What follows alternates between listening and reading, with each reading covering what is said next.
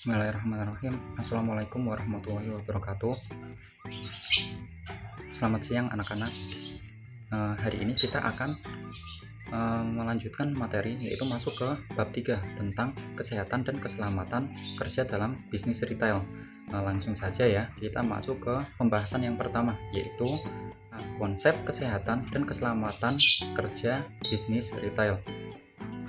Poin yang pertama, kita masuk ke pengertian kesehatan dan keselamatan kerja. Sebelumnya kita ketahui dulu, kesehatan kerja itu apa sih? Jadi kesehatan kerja itu adalah suatu kondisi kesehatan yang bertujuan agar masyarakat kerja memperoleh derajat kesehatan yang baik dari segi jasmani, rohani maupun sosial, dengan cara usaha pencegahan dan pengobatan apabila terjadi penyakit atau gangguan kesehatan. Kemudian setelah itu kita ketahui tentang keselamatan kerja. Keselamatan kerja itu apa? Jadi keselamatan kerja itu dapat diartikan sebagai keadaan terhindar dari bahaya selama melakukan pekerjaan. Jadi keselamatan kerja itu terhindar dari bahaya yang ada dalam pekerjaan.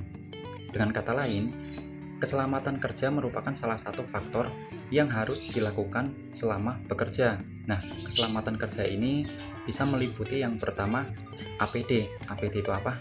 APD adalah alat perlindungan diri seperti masker, helm, kacamata pelindung, terus ada lagi sarung tangan, sepatu, atau pakaian kerja, dan lain sebagainya.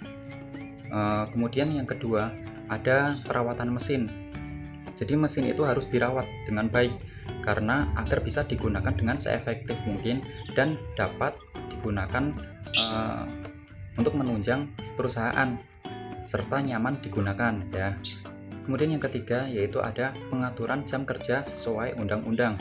Jadi jam kerja sesuai undang-undang ini, pekerja diharuskan bekerja sesuai dengan jamnya.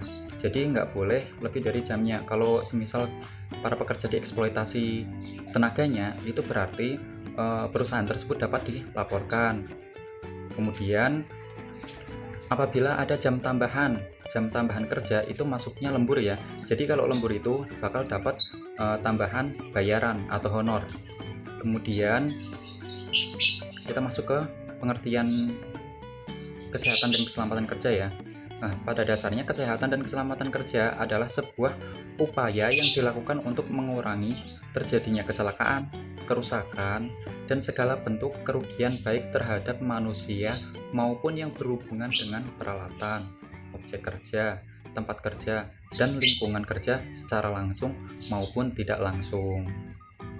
Nah, dengan demikian dapat disimpulkan bahwa kesehatan, keselamatan, dan keamanan kerja adalah upaya perlindungan bagi tenaga kerja agar selalu dalam keadaan sehat dan selamat selama bekerja di tempat kerja. Nah, perusahaan yang baik adalah perusahaan yang benar-benar menjaga keselamatan dan kesehatan karyawannya dengan membuat aturan tentang keselamatan dan kesehatan kerja yang dilaksanakan seluruh pekerja yang ada di perusahaan tersebut, baik seluruh karyawan maupun pimpinan perusahaan. Nah, perlindungan tenaga kerja ini sangat dibutuhkan oleh karyawan agar karyawan merasa aman dan nyaman dalam menyelesaikan pekerjaannya atau tugasnya.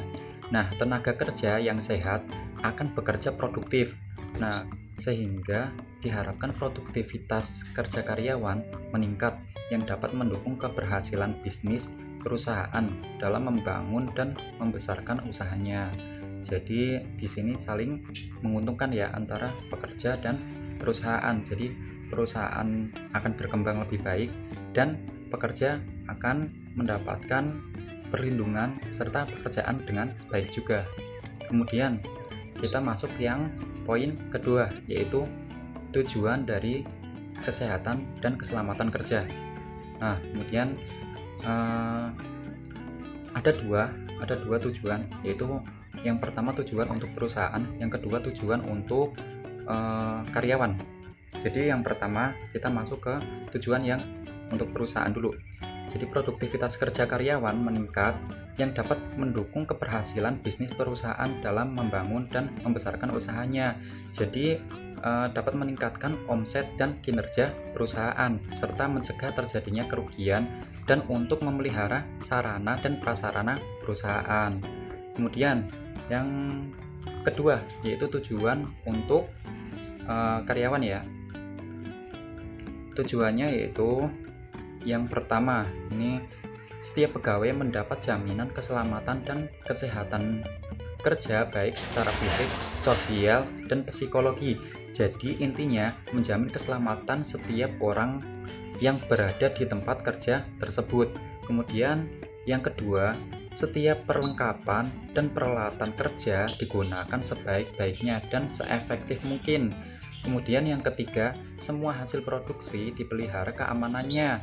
Nah, ini yang poin kedua sama poin ketiga ini, yaitu perlengkapan dan peralatan kerja sama semua hasil produksi itu merupakan sumber produksi yang harus dipelihara dan dipergunakan secara aman dan efisien. Kemudian yang keempat ya, adanya jaminan atas pemeliharaan dan peningkatan kesehatan gizi pegawai. Kemudian yang kelima, meningkatkan semangat keserasian kerja dan partisipasi kerja. Kemudian yang keenam, terhindar dari gangguan kesehatan yang disebabkan oleh lingkungan atau kondisi kerja. Kemudian yang ketujuh, setiap pegawai merasa aman dan terlindungi dalam bekerja. Jadi untuk poin yang keempat, 5, dan 6 serta yang ketujuh itu intinya untuk melindungi tenaga kerja atas hak keselamatannya dalam melakukan pekerjaan untuk kesejahteraan hidup dan meningkatkan produksi serta produktivitas nasional. Kemudian kita masuk ke poin yang ketiga yaitu logo ya, logo dari K3. Ini logonya, bisa kalian lihat. Selain kita mengetahui logonya, kita juga harus mengetahui arti dan makna dari lambang atau logo K3. Kemudian prosedur perlu kalian ketahui, ada beberapa prosedur bekerja dengan aman dan tertib, yaitu yang pertama, menepati ketentuan jam kerja. Kemudian yang kedua, memanfaatkan seluruh jam kerja untuk menyelesaikan pekerjaan. Jadi pekerjaannya kalau bisa segera diselesaikan, jangan ditunda-tunda atau mikirnya nanti aja lah, gitu. Harus selesai secepatnya. Kemudian yang ketiga, melaksanakan pekerjaan dengan tuntas dan tepat waktu. Jadi kalau kalian lebih tepat waktu atau sebelum waktunya kalian udah jadi, biasanya akan menambah citra bagus bagi para karyawannya. Kemudian yang keempat, memakai sarana kerja dan segala atribut yang berlaku di dalam kerja itu. Harus menggunakan atributnya sesuai dengan aturan perusahaan. Contohnya kalau kalian kerja di Indomaret atau Alfamart, itu harus menggunakan ID card, harus menggunakan pakaiannya dan sebagainya. Begitu juga seperti kalian di sekolah, harus menggunakan atribut-atribut yang disesuaikan peraturan oleh sekolah kita gitu. Kemudian selanjutnya, menggunakan inventaris kantor dan fasilitas secara efektif dan efisien, karena peralatan ini akan digunakan secara bergantian dengan pekerja yang lain, tidak hanya kita saja gitu. Untuk kali ini pembelajaran sampai di sini dulu, dilanjutkan insya Allah pada pertemuan yang akan datang. Apabila ada yang belum jelas dan ada yang mau ditanyakan, kalian bisa tanya ke nomor WA saya. Kurang lebihnya mohon maaf. Semoga bermanfaat bagi kehidupan kita. Wassalamualaikum warahmatullahi wabarakatuh.